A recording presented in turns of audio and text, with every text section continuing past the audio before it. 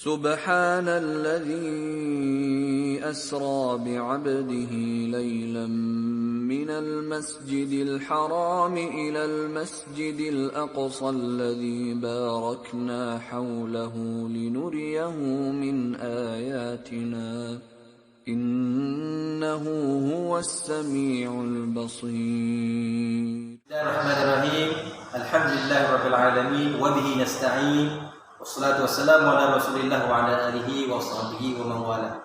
Assalamualaikum warahmatullahi wabarakatuh. Waalaikumsalam.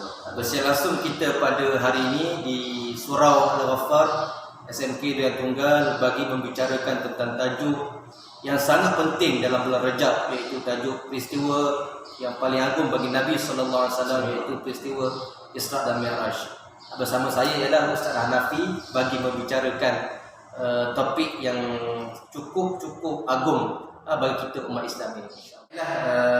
Untuk soalan yang pertama Ustaz Hanafi, apakah yang dimaksudkan dengan peristiwa Isra Mi'raj itu sendiri? Silakan Ustaz.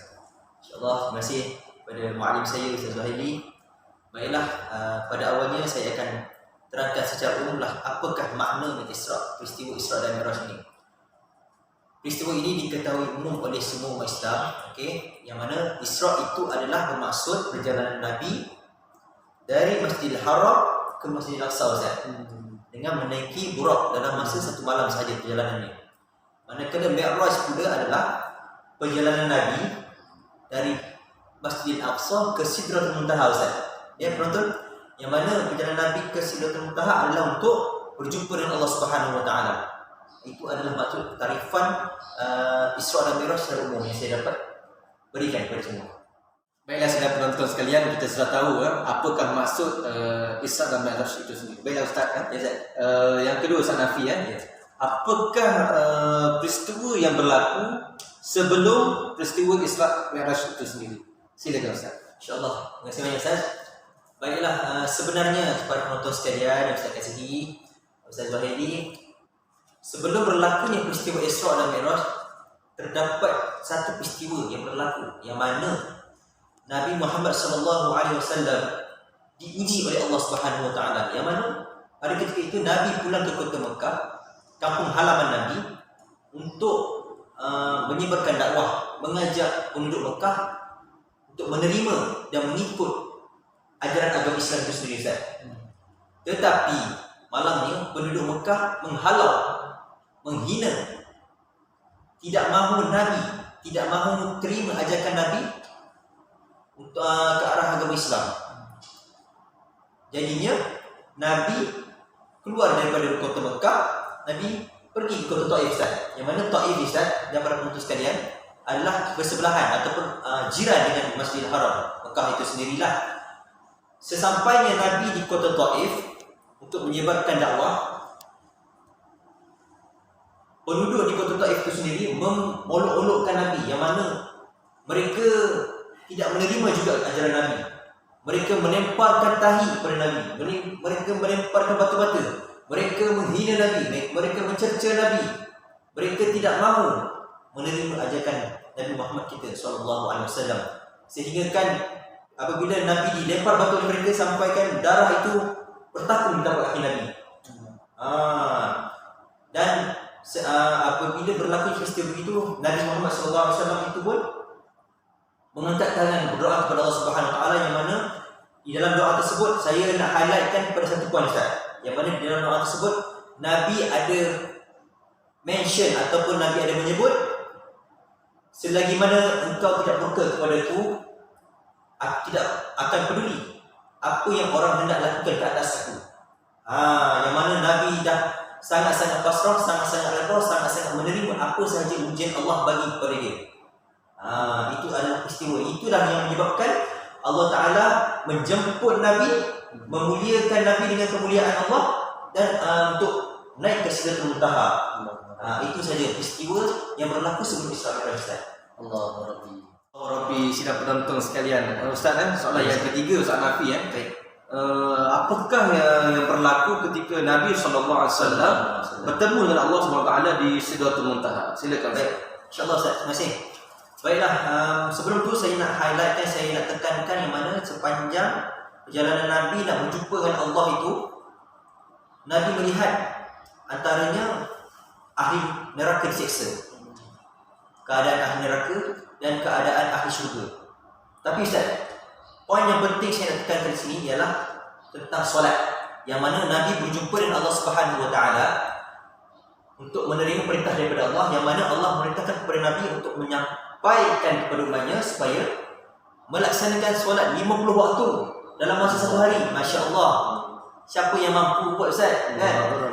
Jadinya Nabi pada mulanya menerima, dan Nabi turun jumpa Nabi Musa. Lalu Nabi Musa mengatakan bahawa minta kurang lagi kepada Allah. Nabi Muhammad pun berulang-alik berjumpa Nabi Musa dan berjumpa dengan Allah, sehinggalah Nabi pun malu untuk meminta kurang lagi, dan terakhir sampailah kepada 5 waktu yang terakhir yang sekarang kita laksanakan, Ustaz. Itulah yang terjadi sepanjang Nabi berada di Sidratul Muntaha berjumpa dengan Allah. Akhirnya daripada 5 waktu menjadi 5 waktu. Itu saja Ustaz yang peristiwa yang berlaku. Allah ya Ustaz. Begitu agungnya peristiwa Isra Mi'raj, iaitu solat 5 waktu. Baiklah saudara penonton sekalian, untuk soalan yang terakhir lah, Ustaz Nafi ya. Baik. Apakah pengajaran yang kita boleh ambil daripada peristiwa Isra Mi'raj itu sendiri? Silakan Ustaz Nafi. InsyaAllah. Baik, terima kasih Ustaz. Masya Allah, kita sebagai hamba, setiap perkara yang berlaku pada Nabi kita, Nabi Muhammad SAW, kita perlu mengambil pengajaran daripada peristiwa tersebut. Baiklah Ustaz, bagi peristiwa Isra Mi'raj ini, pengajaran yang boleh diambil adalah 2 yang saya dapat simpulkan. Di mana yang pertamanya, sepanjang berlakunya peristiwa ini dan sebelumnya, ada satu doa yang Nabi nukilkan kepada Allah, Nabi berdoa kepada Allah, yang mana di dalam doa tersebut ada Nabi menekankan, ya Allah, selagi engkau tidak murka kepada aku tidak peduli siapa pun yang berbuat jahat kepada aku. Itu yang pertama, menunjukkan bahawa Nabi redha, Nabi pasrah, Nabi menerima segala apa yang datang daripada Allah, ujian yang datang daripada Allah kepada Nabi. Nabi tidak mempersoalkan, kenapa ya Allah, kenapa engkau bagi ujian ini kepada aku? Tidak. Nabi terima dengan redha, kerana maksud selagi engkau tidak murka kepada aku, dia tidak peduli dengan semua orang yang buat jahat kepada dia. Itu yang pertama. Maknanya kita redha, terima, pasrah dengan segala ujian yang Allah bagi kepada kita, Ustaz. Tidak mempersoalkan, ya. Okey, baiklah. Yang kedua ni Ustaz, pengajaran yang kedua kita dapat ambil dari peristiwa ini adalah kita ni adalah hamba Allah, yang mana kita ketahui bahawa solat itu wajib. Sebagaimana sabda Nabi SAW, as-salatu imaduddin. Solat itu tiang agama. Jika solat itu tiang agama, kita tidak menjaga, kita punya solat pun rongak, maka tiang agama itu akan runtuh, tidak kukuh, Ustaz. Jadi yang dapat kita lihat, solat itu penting sebagai umat Islam untuk menjaga, sebab ia adalah kewajipan. Jadi Ustaz, hanya dulu pengajaran telah yang saya dapat simpulkan, saya dapat berikan, saya dapat kongsikan kepada Ustaz dan kepada penonton sekalian. Moga-moga kita sama-sama dapat mengambil iktibar. Amin, insya-Allah.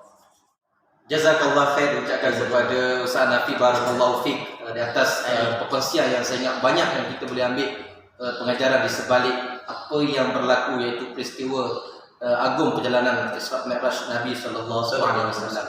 Jadi sekarang itu untuk hari ini, apa yang baik daripada Allah SWT, yang kurang itu kelemahan kami sendiri, kita minta ampun kepada Allah SWT, pada penonton sekalian. Qul qouli hadza wa astaghfirullahalazim lakum. Wassalamualaikum warahmatullahi wabarakatuh.